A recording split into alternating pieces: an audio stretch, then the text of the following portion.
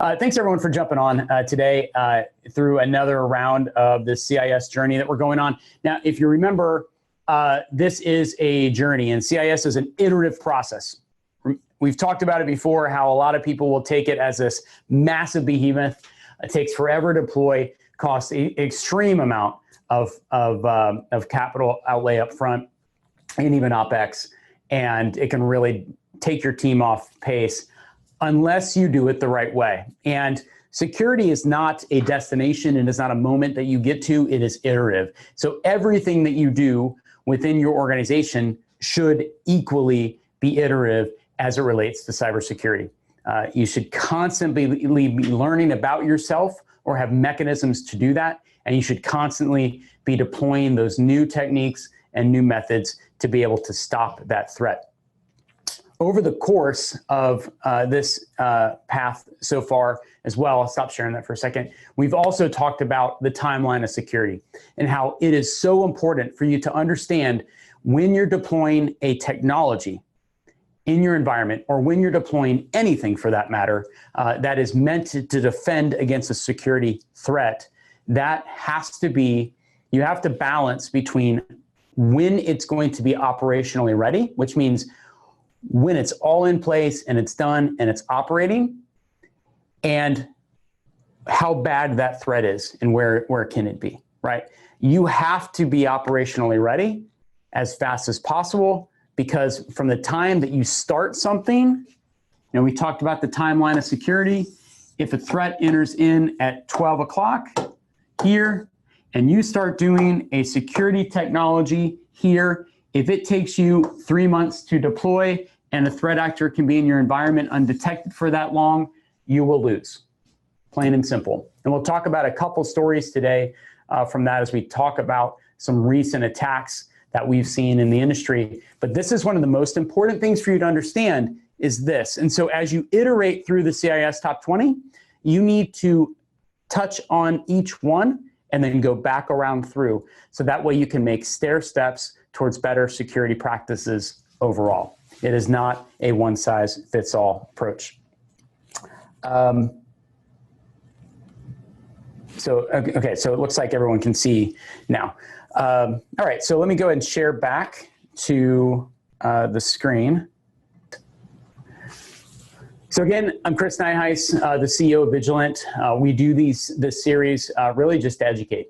It is not a salesy thing at all. We are going to talk about at the latter end a threat audit offer that we're giving to just organizations out there to help them, and so stay tuned for that at the end. It's a free security audit. I guarantee you it'll be better than any audit you've paid for. Better than a vulnerability assessment, better than a penetration test. It's an audit. It does have a 30-day time limit though, or expiration date on that offer. So I will let you know at the end, and hopefully you take advantage of it and move forward with it. Yeah, very passionate about orphan care, passionate about cybersecurity. Part of my mission for life is to fight and defend those that cannot fight and defend themselves. We do that through cybersecurity, and we do that through what Vigilant does in supporting orphan care around the world. So let's jump in. And again, if you're not familiar with us, Vigilant is a managed detection response and endpoint detection response organization. We don't commoditize our technology, and what that means for you is pretty much if you can go out and buy anything you have in your environment that protects you with a credit card today, right? Just go out to the internet, download it, or go out to the internet and buy it, have it shipped to you, so can a threat actor. And that means the technology that you're already putting in is already behind. And that means that a threat actor can come in, buy that same stuff, learn about it, and attack you. And that's why, we talked about this last time, the most recent IBM report came out and said that it's now 315 days to detect the threat once it's initiated in the wild. 315 days. So that means a threat actor can operate in your environment for almost a year before the systems that you put in place right here can detect them. So even if it takes you, again, 9 months to deploy something, that technology, based on the threats that are existing that morning, It will take your technology around 315 days on average to detect and contain that threat. That should be mind-blowing to you. If it's not, feel free to reach out to our team, because we will tell you how this and show you, just examples of this very thing, of organizations thinking they're secure and they're not. So we don't commoditize technology or even sell it out there openly, because we don't want that to get into the hands of a threat actor to test against. So enough on us. We came to talk about CIS Top 20. What we do usually is, before that, we'll talk about a couple examples of threats that we've seen in the previous 2 weeks, and then walk you through those just to get a little bit of information on how to protect yourself just a little bit better, right? And again, security is iterative. Now, these things we're telling you are pretty important for you to know because it's things that you can make changes. So you should definitely be making notes and making these changes quickly, because these are ways that threat actors are attacking right now. The other thing is a lot of companies, we've talked before, base their cybersecurity decisions off of trending data. The really important thing for you to know is the trending data you're getting had to trend for a certain period of time, and usually that's about a year. So when you're purchasing trending lists, or you're looking at trending lists, or you're making decisions off trending lists, you are 1 year behind an attacker. So back to timeline of security, that gets learned throughout the year, and then a trend list comes back for the previous year. So you don't want to be a year behind. We're trying to help you be ahead of the game by getting to know a little bit of the things that are happening right now from threat actors as they're operating. So WPAD and old servers as well, right? What we see in a lot of cases, and just even in the last week alone, we've had 6 organizations, mid-market to enterprise, call us over the last week to do incident responses for them. 6. And there was consistency through all of those, right? There was another major breach over the last week by a very large worldwide enterprise organization, which you'll probably hear about sometime in the next month or two. But it all comes down to the same thing. And so I want to give you a couple things to change in your environment, or to investigate and verify. And then one thing to just prepare your mindset for around what to do if you do have a breach, right? Because the first 24 hours of identifying a threat in your environment are literally the most important 24 hours. They will define how fast your organization can come back up, and they also define if you'll ever be able to come back up. And so very important 24 hours.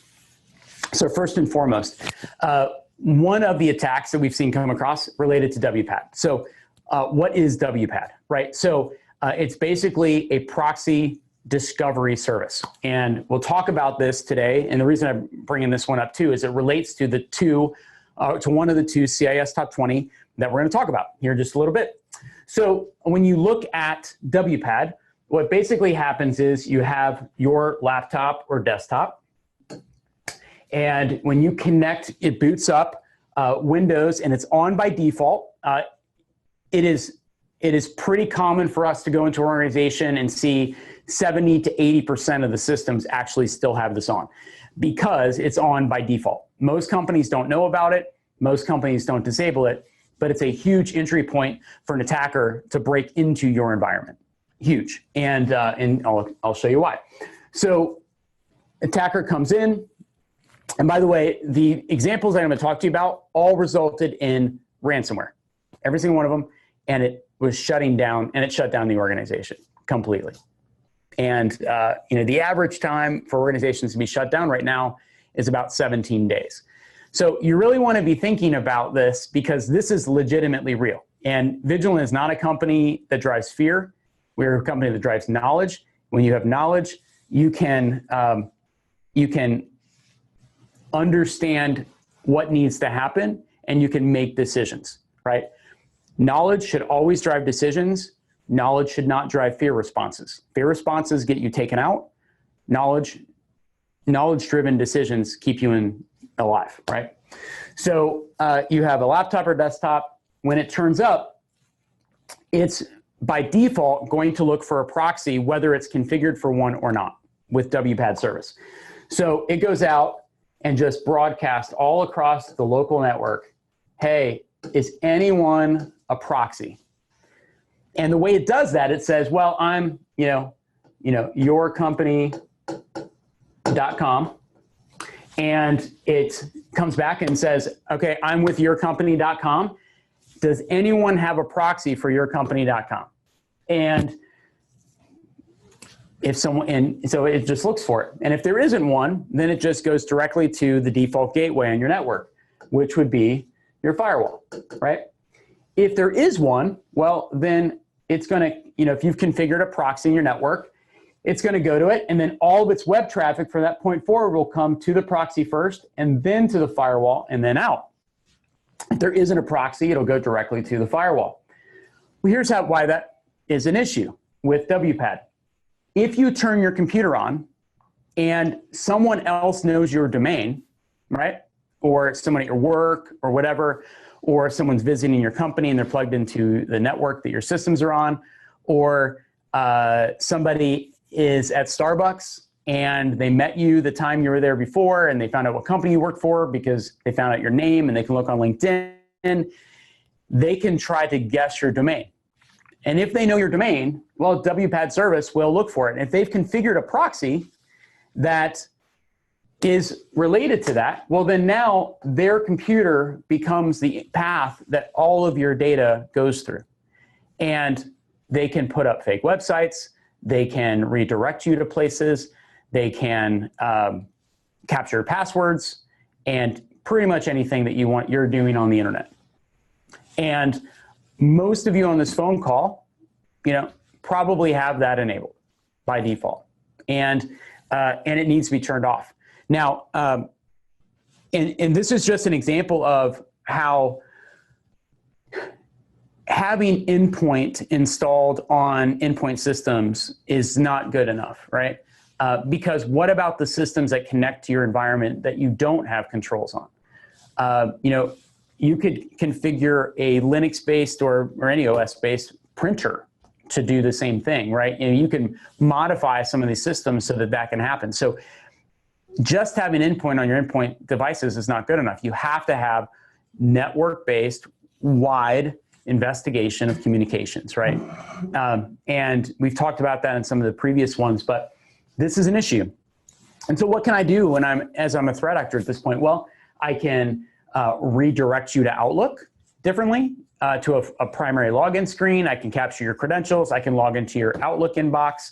And then I can, once I'm in there, I can then phish or redirect you. I can get you to download malware.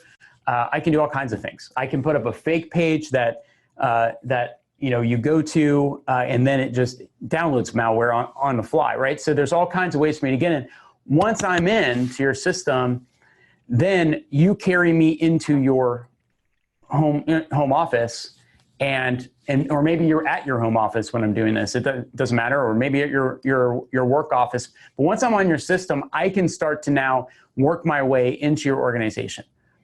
And this major organization that you guys will probably find out in a couple months. Their thing was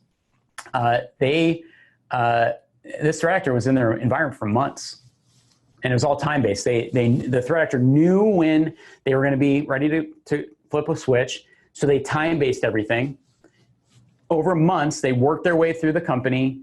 They embedded themselves manually in places, and then the time ticker went off and shut everything down on Friday night.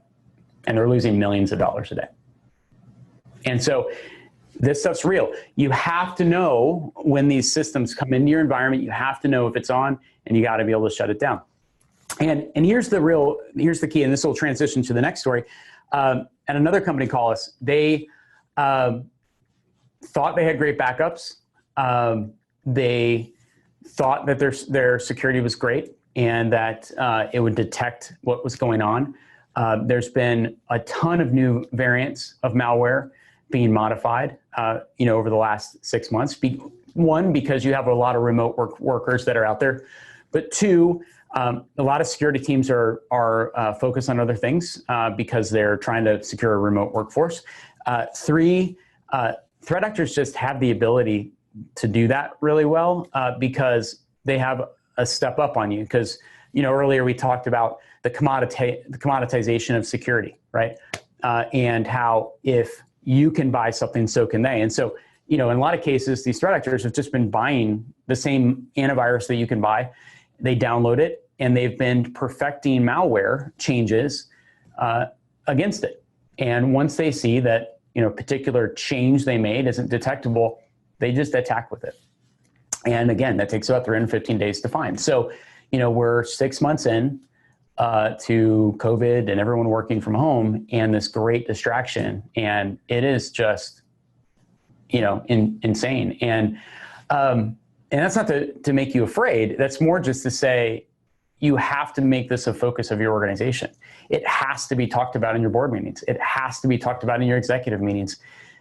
It has to be a defensive thing that you do right now and continue to do going forward. But to leave that in is just one system in your environment, if it has WPAD enabled, can bring your whole company down. And a great example of that is the company I was just telling you about. They called and said, hey, we're down hard. We don't know how to get ourselves back up. Can you help? Got to know them a little bit, asked some questions, learned about who they were, what state they were in, and they were in a pretty bad state. They actually found out or we helped them figure out that none of their backups would work. The threat actor had corrupted all of them. It's one of the things that the threat actors will do is they'll come in, they'll find your backup server, and they'll corrupt your backups over time. And if you keep 6 months in one day, they'll corrupt them for 6 months. And then on that 6 month one day, that's when they hit. And that's what happened to this company. They didn't know what to do. They were just down hard. And but what ended up happening to them was they had a server in their environment, and it was an older operating system, and that server didn't have any protection on it, and that system unfortunately got popped. And so it's just that aspect of things to understand is that one, very easy change. Go out and find out if WPAD is enabled on your systems. If it is, turn it off. If you're a customer of ours, you can find it. We can tell you it's also in the portal. Reach out to your CRS agent and we can tell you right away. We track that pretty consistently. And our team will reach out about that as well. But WPAD, just turn it off. It's easy. If you need help, we have professional services that can help you in your Active Directory environments to go turn it off. And when your systems log into the policy, it'll change it. But two is that paradigm shift. It's realizing that it's when you have a system with something like that is, and this is considered a low level vulnerability, right? And sometimes medium to some people. To us, we consider it high, right? But when you have a system that is just one that is degraded, that's a massive problem. And you have to be able to know 24 hours a day, 7 days a week, if something like that shows up in your environment. And so as you're building your security programs, make sure you have the ability to do that. And so just understand that. The second thing is, it's not okay to run degraded security on older operating systems. And now you can, if you cordon that off, but in most cases, the way that things are cordoned off are not effective to stop what can attack that system. And so reach out to our team, reach out to someone to verify that that system is good, because that will be the system in a lot of cases that is the one that gets popped.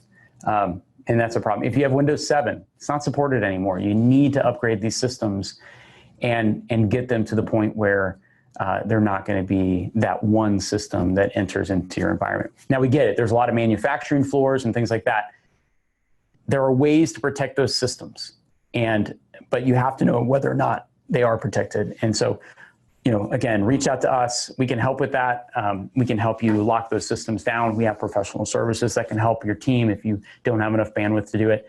But you have to act now. I mean, we spoke about this back in March, just from what we were seeing, what threat actors were doing. We were starting to be able to determine some intent.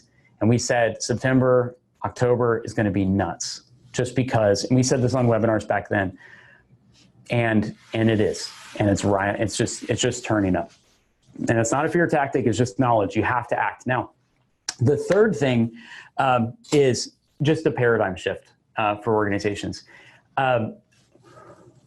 This major organization, right, that I'm telling you about, you'll hear about in the next couple years, is that, or not next couple years, but next couple months, probably, if they release it publicly. But this organization, the very first thing they did was they focused on changing their malware, or changing their antivirus. Whenever you think that there's an attacker in your environment, this is the paradigm shift. Just stop. Don't turn systems off. You can disable network connections to the internet, things like that. Don't turn your systems off, because if they reboot, then you delete evidence, because evidence can be in RAM, right? Your initial job, or your security provider's initial job, is to find the threat actor. Find the cause of the threat. Find patient zero. You can do that fairly quickly if you do it the right way.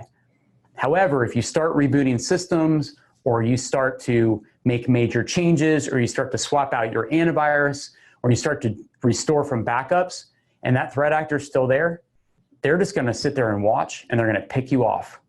And as this company started restoring their systems, that's what the threat actor did. They just sat there and went, pew, pew, pew, and they kept taking them down. It can be very frustrating. It can cause you a lot of pain, and it can cause your team significant fatigue. And you don't want to cause them fatigue and get them tired in the first beginning hours of an incident, because that's when the right decisions have to be made. And so always focus on containment. That should be the very first thing. That it shouldn't be focused on getting back and running again, because that's part of it, right? But you shouldn't try to turn your web servers back up, or your servers, your Active Directory. You shouldn't try to turn your desktop servers. You shouldn't try to do any of that stuff. You simply just need to stop and decide, how do we find the person or the group taking us down, or the piece of software? You find it, you contain it, and then you move forward. But if you move forward before you contain, and that threat actor is still there, and you start restoring backups, they may not have known where your backups were, but they will then. And then they're going to take them out, and you're going to be taken down even worse. So just want to be very clear on that. That is literally what's happening right now. And so, you'll hear more about this probably in a year when the trending reports come out, but that's what's happening right now. And you need to take action right now. If you already have our services, our team's watching for you, and we're watching over you and protecting you in that avenue, as we always do. But if you don't have our services, you either need to, reach out to our team. We'll talk to you about it, or reach out to your security provider and have them make some significant changes to your environment. Okay, so let me go back to sharing, and we'll jump forward some more. All right, so CIS top 20. So we'll go into the next phase. And again, if there's any questions you have during this whole time, and you can see I'm passionate about it, we talked about this last time. I hate receiving phone calls from companies on the backside of it, right? And them saying, hey, what can we do? In today's world, once you get to that point, in a lot of cases, there's not much you can do. I love having our team talk to people on the front side of that. When companies think that everything is that their security is okay, because we love showing them that it can be better, and helping them that it can be better, and coming alongside. So you can focus on being who you are. Focus your whole company. If you're a bank, be a bank. If you're a manufacturer, be a manufacturer. Be really good at that. Let someone be the security company for you, because the stakes are too high. Because if you try to be a security company, chances are you'll lose the ability to be a bank, or the ability to be a manufacturer. And we see it all the time, and it sucks really bad. And it gets frustrating to see. because you see lives change, and that really wears at you. So CIS Top 20, again, recommended framework of 20 actionable steps that companies can make to take to protect themselves. Now again, there's 20 of these. It's an iterative approach. And you go through, the first phase through should be simple, it should be inexpensive, it should be quick. And that's what we're talking through this first series on this journey, is what are some simple, quick things you can do to jump through that. We've already talked through 1, 2, 3, 4, 5, and 6. Today we're going to talk through 7 and 8.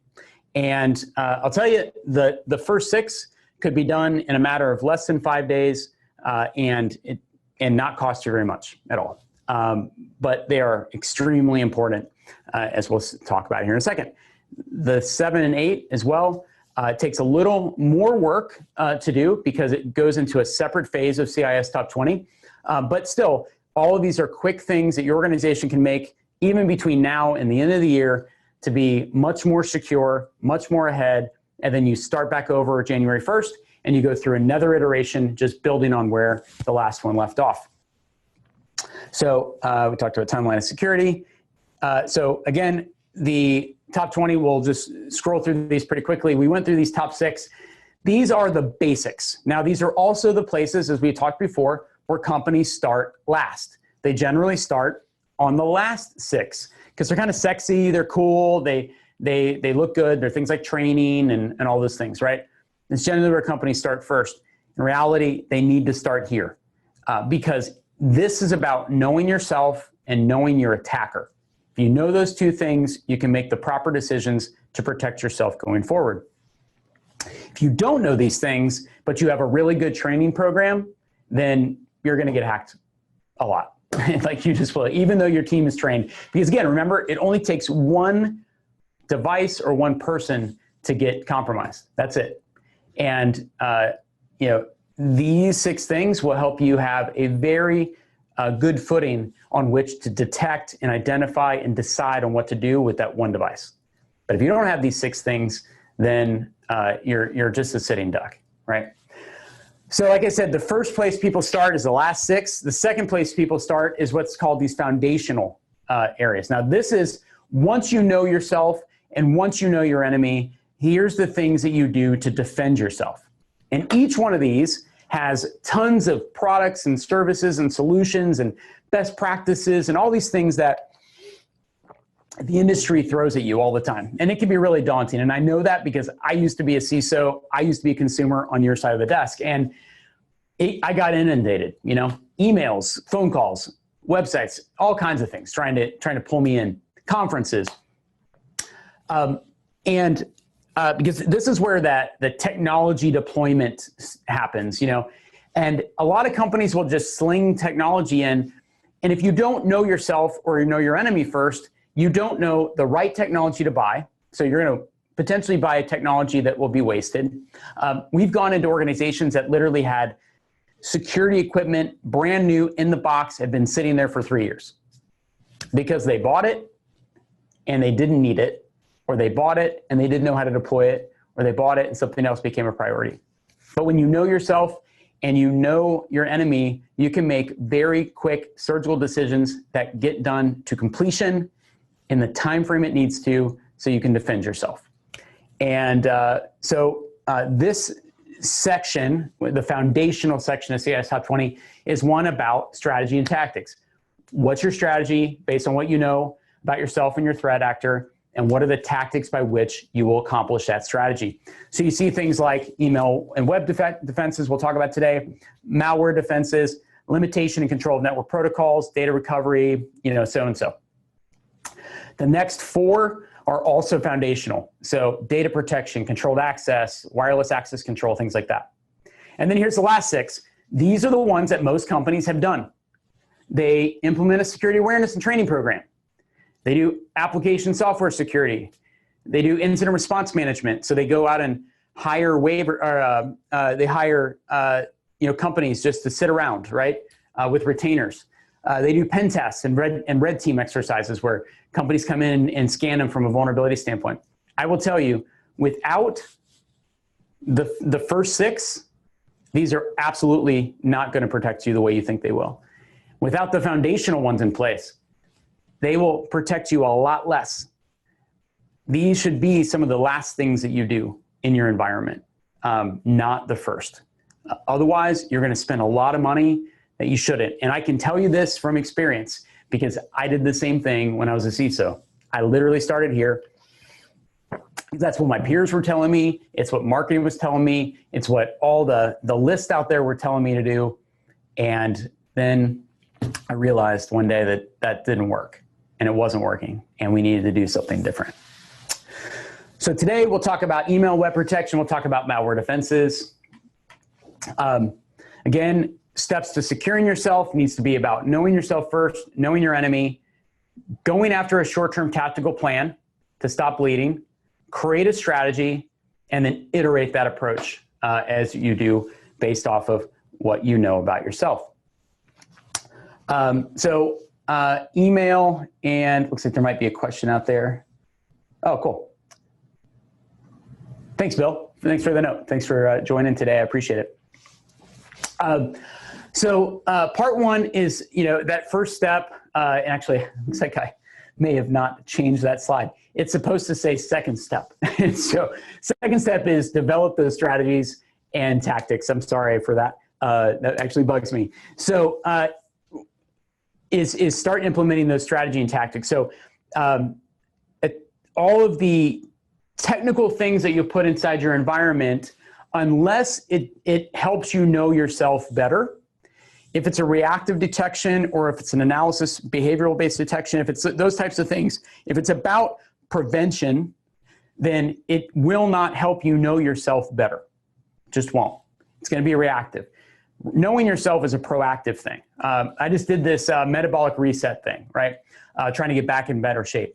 And one of the things I had to do before I started it was I had to learn about myself first, mentally, physically, before I started the process, because by knowing those things, it helped me know how to navigate the next 40 days. And if you watch the old webinars, I've lost a lot of weight and I feel amazing, but I've been successful because I knew myself first, right? I learned about me and what the things were in my way, and I got through that. So again, email and web browser protection. So you're starting to see the word protection or prevention. This is to stop the threat from activating, right? Now, any preventative control you put in place should always be based on, like I said, knowledge about your threat or yourself and how to stop that threat, right? So if I'm trying to stop a flood, from happening at my house, right? I'm not going to, I'm going to build a flood wall, right? I'm not going to build a slope coming back to my house, right? So it really helps you determine what should be there and what shouldn't. So email and web browser protections. I'm going to tell you a couple things to take into consideration when you're looking at email and web browser protections.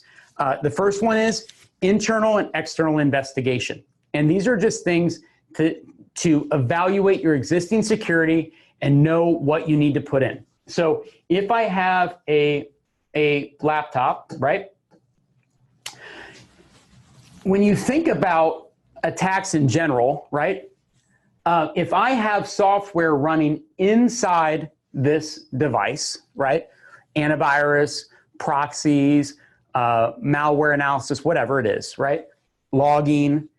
If I have something running in this device and an attacker takes over that system, then everything that this device tells me about itself, I have to have the mindset that I can't trust it, okay? So I have to be able to not trust it, right? And part of that is because of the way that most technology, antivirus, logging, things like that, operate inside your systems. They operate at what's called, at the upper levels of communication, right? So there's 7 layers of communication. We talked about in some of the recent webinars. These operate at these upper levels. And threat actors can manipulate these upper levels pretty easily. And so if I'm getting information from this system, I have to take it as information, but I have to realize that it's very possible that that information is misguided, changed, or manipulated by a threat actor. So just because a system says that an antivirus scan or that my web proxy logs and everything else have found nothing doesn't mean that nothing's there. Remember, it takes 315 days on average for the rest of the industry to detect these threats. Now, vigilant, 2 minutes to an hour, never more than 24, in 11 years. But it takes organizations, the industry most average 315 days. So this is part of that reason, right? It's because what's coming back to you, alerting you what's happening in this system, is being manipulated by a threat actor running on that system. They're obfuscating the very alerts. And this goes for logging systems. Like if your security is based on a SIM, same thing. That threat actor, all they're going to do is modify the data going to your SIM, and you're not going to see them because they're going to manipulate it.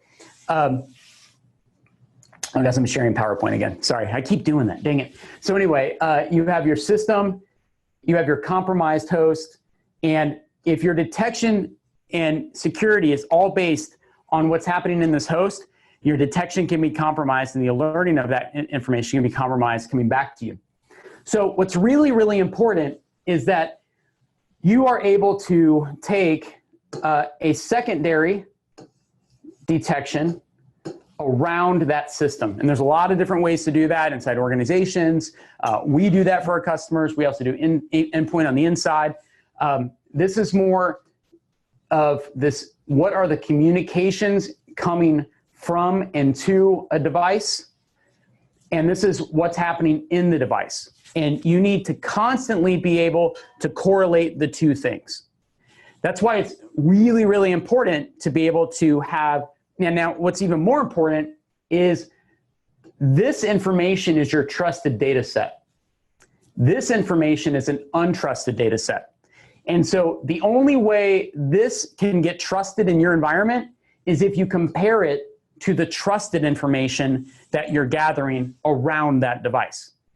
And the reason I say that is similar like our bodies, right? Like internally, someone can know they're sick, but they may go to a concert because they want to go there, and they may not have outward effect of that. They may have the flu. They may not be coughing yet or the fever or whatever, but they still have it, and they can be standing right next to you, and they can know they're sick.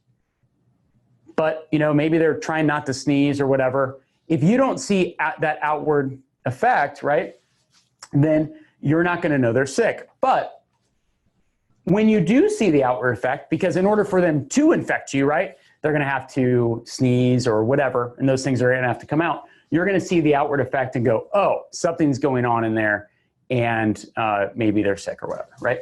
So it's all about comparing the two, but the information, the actions of the device will always speak louder than words. Where have you heard that before? Well, because that's how we trust each other, right? Someone can say all that they want about themselves, right? I'm the most trusted person in the world, right? But their actions don't show that. You don't trust them.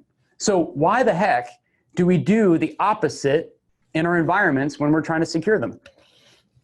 Why do we think that endpoint or the information we get from these systems is good enough, right? We shouldn't, because that's literally goes opposite to the way that we even trust each other in our own daily lives. So that's an important thing to know, is that when you're doing a web proxy, right, the web proxy is important. You have to be able to take that web proxy data, and you have to be able to see what's happening in the device and where the device is going. And remember, the outside information, the actions are always going to be that more important aspect of what you're looking at. So let me go back to sharing the screen for just a moment. So that's that internal, external investigation. You want to be able to investigate internally and externally at the same time. The next part, SSL offloading. So what SSL offloading is a lot of companies will, if this system is communicating out to the web and they're communicating over SSL, so HTTPS or some sort of encryption.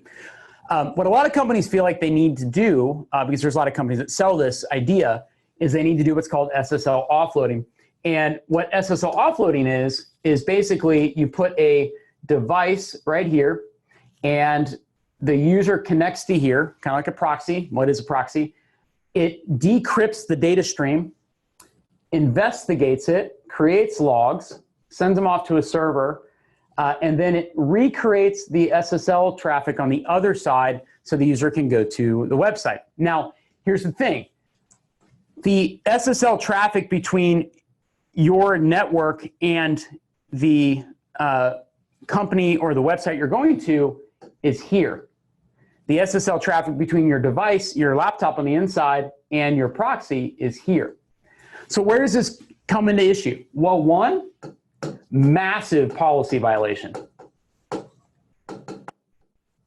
So massive policy violation. If you have SSL offloading turned on, you need to make sure that you can legally do that, because you're basically intercepting every SSL communication in and out of your network. So if your CEO is going to his or her bank, if one of your employees is going to there, then now you have a financial issue. If someone's going to their doctor's office, now you have a HIPAA issue, and those logs are being stored locally and those transactions and offsite onto a logging mechanism. So know that that's a major policy violation. Two, it's kind of it's unneeded in a lot of cases. Now, and the reason I say that is because if you're just trying to find out what data is leaving your network, you can do that here before encryption happens. You don't have to do it on the data stream. In fact, it's too late to do it here because data is already leaving your network, right? So go earlier on in the chain, right? But you can do that here and not have a policy violation. Two, from an SSL, from a communication standpoint, this is where the threat is, right? So you can investigate that threat here and do all the things you would detect inside that SSL traffic right here, right? And use the SSL traffic to detect things that are important to detect about SSL. So, we don't, at Vigilant, we never break your SSL traffic because, again, we can investigate ahead of time. But then two, we're able to also investigate just how the SSL traffic is behaving, right? Is it too big? Is it too small? Where did it originate from? What keys were used to encrypt that data? Are those keys used by other threat actors? Things like that, right? So we're able to investigate SSL traffic and actually determine, in many cases, whether or not it's legitimate or threat related, right? Just by the nature of the traffic and never having to dig into that data and create these policy violations. And so that's another thing to really understand is that when you're doing SSL offloading, one, you create policy violations. Two, you really create just a bunch of extra work for yourself that could be done much easier down here. Three, major hole. Because now I don't have to hack every system in your environment. I just have to take over your SSL offloading system. And now I have access to everything unencrypted. I mean, it's like handing someone on a golden platter. So when you're looking at how to detect threats, this is a major thing that you could do right now to protect yourself without even deploying new technology. You just turn off SSL offloading because it's really not giving you the real benefit that you really think it does that outweighs the risk that can be done there, because the things you're looking for in SSL offloading can be done in much more effective and more efficient ways. So let me go back to here. So third thing is proxy control. So the other thing to consider about your proxy, so the first thing was make sure that when you're doing investigation on email and web browser, that you're doing internal and external investigations. Now, we're pretty excited about a new service coming up, which we'll announce here in the next few weeks that will help even inside of this pretty significantly. But you have to wait to find that out. But first, internal, external investigations. 2, turn off SSL offloading in your environment because it's creating a much bigger risk than you really want, and you're probably in significant policy violation. 3 is this aspect of proxy control, and same kind of idea, but when you're looking at a proxy, what a lot of companies have done over the past couple of years is they moved to cloud-based proxies, cloud-based DNS control, things like that. Those things are decent. Just know one thing is that they're based off of trended data. And we've talked about this already. Trended data doesn't do you any favors because it's in the past, right? It will tell you about things in the past, but if you want to do your security in the past, that's a great way to go. If you want to protect yourself, you can't do security in the past. And so you have to have data that's specific to you and that is molded to what's happening in your environment in real time. Just has to be, right? And so it's going to be based on trending data. It will find most things. But again, if you can subscribe to that service, so can a threat actor. They'll know exactly what it's loaded with. And these are only loaded with a subset of what's trending based on what that security provider feels is relevant enough to block. That's it. So 3, proxies can be really, really noisy in your environment.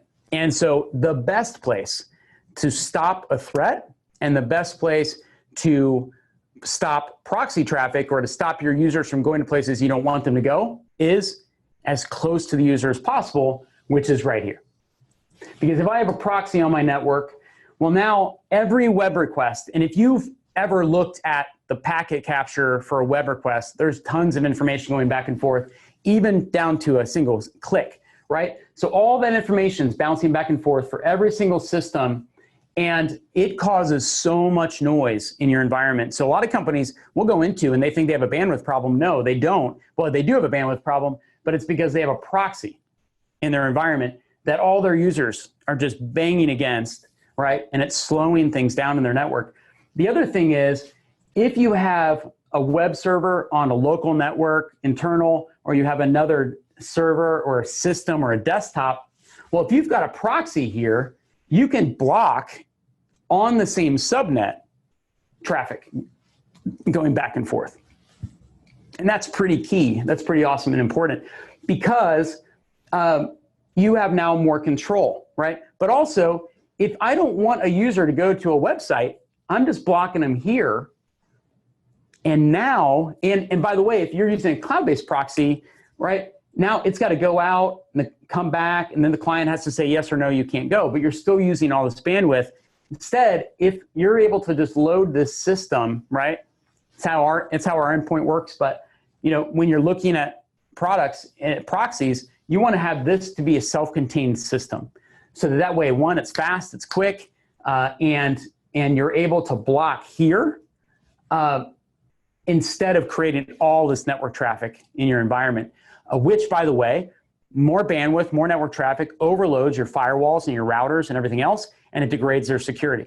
So you can see how doing security incorrectly or doing the wrong things for your environment can actually compound into a much, much bigger problem. So we have about 8 minutes left. I'll briefly talk, and we'll talk more about this next time, but malware defenses. The biggest thing, and there's a few of these, but I'll just go through them real quick. Where your intel comes from is very important. Remember, in about 3 minutes, I'll talk about that security audit. But where your intel comes from is important.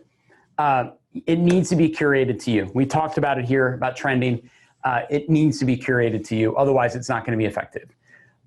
2, again, if your data which you're blocking yourself is only trending data, you're at least 315 days behind.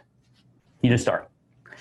3, that again, it's just wrapped around this customization to you. You have to have the ability to rapidly, either whether it's internal to your organization or you have external teams doing it, they have to be able to continuously curate threat information and decisions in your environment. Security is less about technology, and it is more about knowing yourself and making decisions from that information than it is about any firewall or server or anything else you can put in. Anything. Because if you just know yourself and you know your enemy, you can make decisions and have very minimal technology in your environment. Now, the technology should be a multiplier of the decision-making you already have in your environment. But if your environment doesn't have good decision-making, you can't multiply that. And that's a really important thing to remember. All right, so security threat audit. We got about 5 minutes left. This is a really important thing, and I'll tell you this.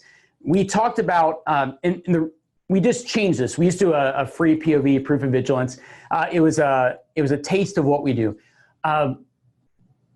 It was a really good investigation. It gave people more information than they knew already, but we wanted to go deeper because what we find in a lot of organizations is that they think that they're already okay, but that's in a world where Equifax, who spends tens of millions of dollars a year, can, on what I would say is some of the wrong stuff, right, can get hacked, right? And so you have to know, are you secure or are you not? That's why we're implementing this. We're still sticking with 5 days. Basically, this audit will I'll go through what we go over here really quickly, but we'll do up to one site at no cost. And I guarantee you that this audit will be more information and more actionable and more contextually prioritized to you than any audits you've gotten in the past that you've paid a lot of money for. We're going to do it. We do it for free for you. Now, once you initiate with us, that expires in 30 days, right? After that, this audit costs, depending on your size, if you're mid-market, between $7,000 and $9,000. If you're enterprise, it's much higher than that. But we'll do up to one site, and we'll do up to 12 endpoints. We generally suggest servers, front-facing systems, cloud-based servers, things like that. It is extremely comprehensive. There is not an audit like it out there, and especially not for free. Again, once you engage with us, 30 days. Now, it's really important to do it early because on the front side of that, this is where threats happen right now, right, in today's world. It will take you to implement your network. We can have technology out to you within around 48 hours of just signing an agreement saying, yes, I'm going to let you do a free audit. We can have that out to you. You can have it installed in a couple hours. So it really takes your team maybe 1 to 2 hours, and that's it. Zero cost outside of that. And then you just have to install some software in 12 systems. And that's easy. You get a full comprehensive analysis. Our team will do full investigations during the week for you. If there's a threat in your environment right now, we will tell you. And we will also tell you what vulnerabilities in your environment and how you need to fix it. Things like WPAD, like we talked about earlier, or things like, hey, is there a Windows 2003 server in your environment you don't know about? Or a Windows 7? Are there issues? And we'll prioritize that and condense that into a report for you that I'll show you here in just 1 second. You also have access to our team, and you can interact with, and you have access to a customer data portal that gives you a significant amount of information about yourself. At the end of it, you get a full audit report that you can actually use for compliance requirements on an annual basis. So if you're paying for that right now, get it at no cost, right? Here's what we'll go through. We're going to look at database access attempts in your environment. We'll review database connections, remote desktop access attempts, SSH attempts, inbound FTP. We're going to review all the communications in your environment, all authentication, all credentials, looking for things that are compromised. We're looking for things that are vulnerabilities. We're looking at your VPN connections. Where are people connecting from? How is that connecting? We'll do a web proxy discovery for you. Outbound connections, communication vulnerabilities, outdated OS, all the communications coming in and out of your environment. We'll look at your contact information, your call escalation paths with your team. We'll look at all the connection traffic from the time frame since installation. We'll look at all the alerts within the time frame that our sensors were deployed or managed endpoint was deployed. And we'll perform a full review of your environment, do a bunch of proactive hunts in your environment. You're going to know yourself better at the end of those 5 days than you ever have before. And you're going to have really solid decisions to make to move forward, and it costs you nothing. And I will tell you that this report, we already talked about steps 1, 2, 3, 4, 5, and 6 of this CIS Top 20. It covers 5 of the top 6. 5 of them. And the endpoint that gets installed on 12 of your systems, that covers what we just talked about today, endpoint and proxy management. Because our endpoint has a proxy on it, our endpoint has detection on it, and the ability for our team to hunt on those systems, and we protect it. And you get to experience that for 5 days. It's a taste of what we do for our customers every single day, and I think it's going to be a much different experience for you. I would take absolute advantage of it. There's no bait and switch. We even tell you what our services cost ahead of time, right? And you can still do the audit for free, because I hate getting phone calls from people that said, hey, should have done this sooner, because now the company's down, right? That's why we changed this, because we're running into organizations all the time that aren't implementing security because they think they're okay. And unfortunately, when we meet a lot of companies, we find out at the moment that they realize that they're not. And that's when we meet them. I would like not to meet you with that phone call. And so we upped our game, and we're just asking you to up yours. Put it in. It doesn't cost you anything. You get to fulfill some of that first step, no cost, and it'll significantly impact your organization in some pretty great ways. And it'll save you time, bring you a lot less worry, and help you be more effective as you fight to keep your company alive, because that's literally what you have to do in today's world. So thank you for your time. I appreciate it, enjoyed it, and have a great day.